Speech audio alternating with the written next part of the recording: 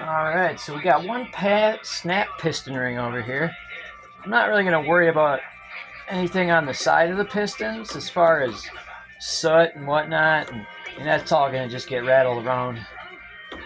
Well, anyway, now at the cylinder head and the piston head, I'm going to go ahead and try to clean up those lips, those edges, and of course the grooves that the rings ride in themselves. This just ensures that there's equal lubrication against all area on the cylinder walls. Now again, I've never done this in my life. I just got this bike like a week and a half ago in a pile of parts. It's a 1966 250 two-stroke. So that's a parallel twin. It was marketed as the El Camino in the States. Really cool little tame, kind of lower barred touring, not touring, I don't even know what you'd call it. Yeah, kind of a touring bike. Longer seat. Great hidden cover on the swing arm that covers the chain. Really tight, beefy little front fender. And it looks sweet. It's a nice commuter bike. And two-strokes are just fun. And I've never owned a bike. I've ridden a few in my life, but I don't really know much about them. So this is my first delve into it. I'm 43. I've been a machinist. I'm not an idiot. But again, this is my first whack. So if you see me doing dumb shit, that's why I'm probably doing it. But I'm going to learn from it, and then I'll know next time not to.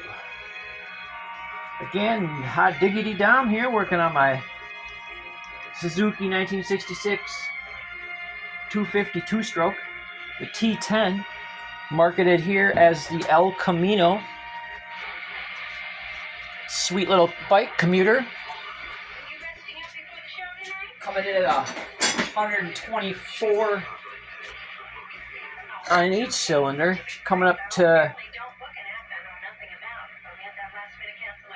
2498 for a 2500. 250.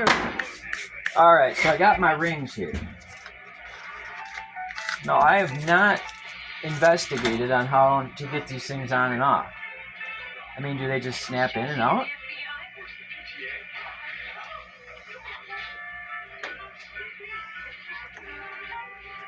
Oh my god, they just come in and out.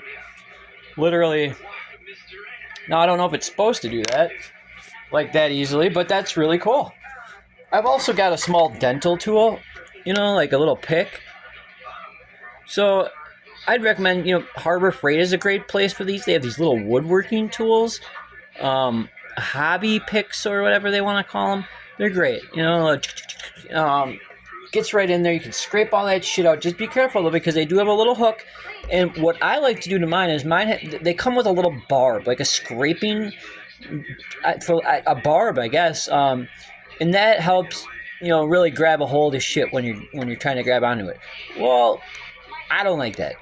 I want a fine tip. I don't like that barb. It doesn't need to be there. I'm not trying to retrieve anything with this. I'm just trying to break it loose. All right, let's get to it. So I got the other two rings over here. I'm just going to fucking go and snap these bitches out right away, too. I didn't know it was that goddamn easy. Wow, just like that, huh? That's interesting. Huh.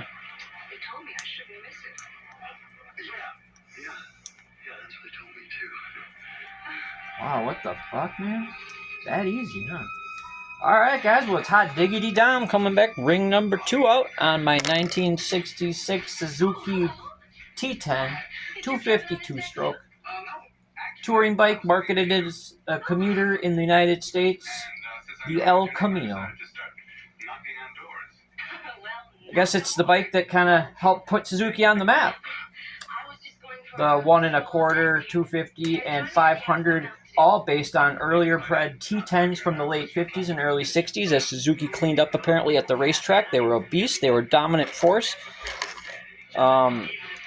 It's proven in their bikes, I guess. All right, so I've got One of these rings appears to be broken. Oh yeah, they have a little groove in it. Okay. Okay, well this is cool. Okay, this is going pretty good. All right, check this out. I mean, brand new old stock. Who loves new old fucking stock? I mean, it's just fun to say. Nah. Every time I see that, I'm like, nitrous, and then no, it's not nitrous. All right, so I got 2 sets. I imagine they're matched. Usually they put 2 in and ba-bunk, and then ba-bunk, and they appear to. Why are they different?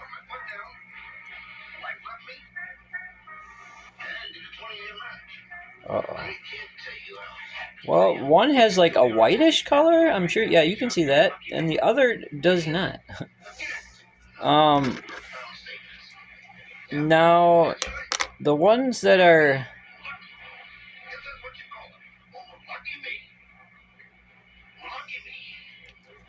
I don't really know now. All right, guys, I gotta hit the internet. I'll be right back.